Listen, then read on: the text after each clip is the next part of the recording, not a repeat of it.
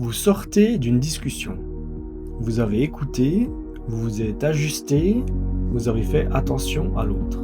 Et pourtant, vous vous sentez vidé, sans savoir exactement pourquoi. Peut-être est-ce arrivé même pendant une danse.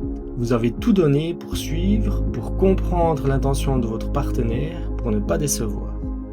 À la fin, vous ne saviez plus très bien ce que vous vouliez. Nous appelons cela écouter, nous appelons cela être connecté. Et si parfois c'était exactement l'inverse? Quand nous cherchons davantage de connexion, notre premier réflexe est de nous tourner vers l'autre, nous l'écoutons encore plus, nous nous rapprochons, nous nous adaptons au mieux. Mais il existe un risque. À force de chercher l'autre, nous pouvons perdre notre propre centre. Et si une bonne connexion ne commençait pas par le rapprochement, mais par quelque chose de beaucoup plus discret, notre manière de sentir le sol sous nos pieds? Cela peut sembler très simple. Pourtant, sans cet appui, l'écoute peut rapidement devenir une adaptation permanente et la relation une manière de se perdre. Même lorsque vous restez immobile, votre corps travaille. Des muscles ajustent constamment votre posture. Votre poids se déplace légèrement. Votre tête reste équilibrée au-dessus de votre colonne. Vous êtes en négociation permanente avec la gravité. Hubert Godard montre que cette organisation posturale forme une toile de fond, à partir de laquelle les gestes deviennent possibles. Avant de tendre la main, vous devez déjà vous porter. Avant de vous pencher vers quelqu'un, votre corps doit savoir comment il va répartir son propre poids. Cela influence directement la relation. Imaginez que vous dansiez avec une personne qui s'effondre constamment vers vous. Vous devrez la retenir. Imaginez maintenant, à l'inverse, quelqu'un de tellement rigide que chaque mouvement ressemble à une structure impossible à modifier. Dans les deux cas, l'échange devient difficile. L'ancrage se situe quelque part entre ces deux extrêmes. Être ancré ne veut pas dire devenir lourd ou immobile ou invulnérable. Cela signifie pouvoir sentir son propre poids, son axe et ses appuis tout en restant disponible au mouvement de l'autre. Cette distinction est essentielle, car la connexion est parfois confondue avec la fusion. Nous parlons d'être totalement connectés, comme si deux personnes devaient ne former qu'un seul corps. Mais si l'une des deux disparaît complètement dans l'adaptation, il n'y a plus réellement de dialogue. Il reste une personne qui propose et une autre qui se laisse entièrement organiser. Une relation vivante demande deux présences. Je peux me laisser influencer par toi sans abandonner complètement mes appuis. Je peux recevoir ton mouvement sans perdre la possibilité de ralentir, de modifier ou de refuser. L'ancrage rend cette différenciation possible.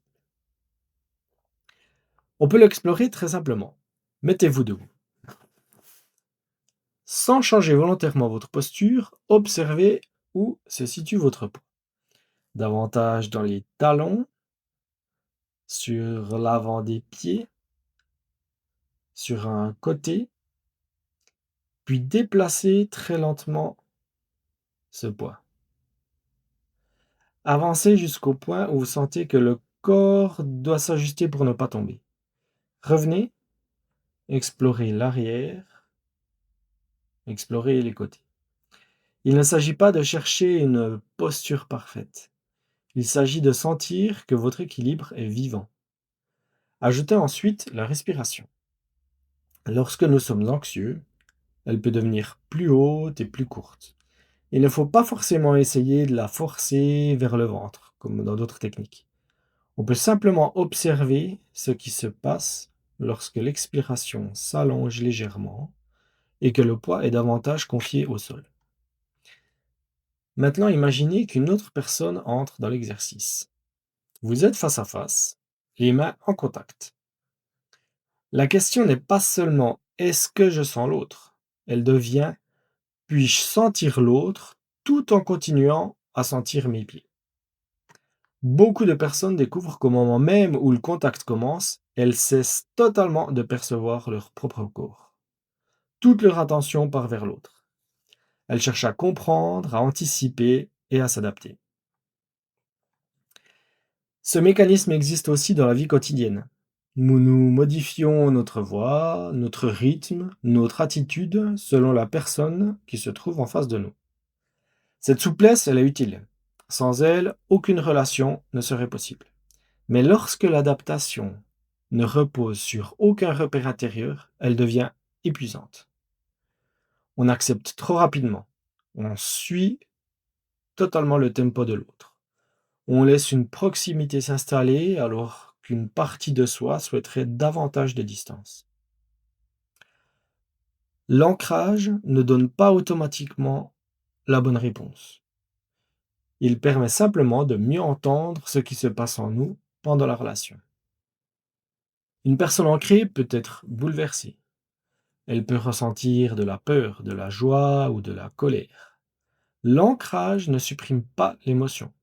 Il offre un appui pour qu'elle puisse circuler sans emporter entièrement la personne. Mais il serait également trompeur de dire que nous devons toujours trouver seuls cette stabilité. Les êtres humains se régularisent aussi ensemble. Une présence calme, un rythme prévisible ou un contact clair peuvent nous aider à nous sentir davantage en sécurité et calme à l'intérieur. L'autre peut soutenir notre ancrage. La difficulté est de recevoir ce soutien sans lui remettre toute notre stabilité. Je peux m'appuyer sur toi, mais je garde aussi un lien avec moi-même. Dans la danse, cet équilibre produit une connexion particulière. Les corps ne fusionnent pas. Ils créent une structure partagée qui reste modifiable. Chacun peut sentir l'autre parce qu'il ne s'est pas complètement abandonné. En utilisant l'art pour creuser ça, on peut se rappeler ou imaginer danser avec quelqu'un ou une situation où on a eu une discussion très importante avec quelqu'un. On observe le moment où on perd la connexion avec soi-même. Ensuite, on peut utiliser l'art du dessin brut sans faire du beau, simplement pour imager ce qu'on a ressenti, ce qui s'est passé à l'intérieur. On évite de mentaliser, interpréter trop vite. Ça, c'est la force de l'art. On évite de mentaliser, d'interpréter trop rapidement. Et cette pratique est utile pour comprendre ce qui s'est passé à l'intérieur, parfois, et donner du sens à pourquoi on perd cet axe intérieur. On laisse ainsi le corps et la matière ouvrir une simple question. La connexion commence parfois par quelque chose de très discret. La capacité à dire intérieurement « je suis ici » avant de chercher à dire « je suis avec toi ». Dans la prochaine vidéo, nous verrons ce qui se passe lorsque cette relation se dérègle, qu'un mouvement échoue et qu'un simple faux pas devient soit une source de honte, ou soit un moment inattendu de complicité.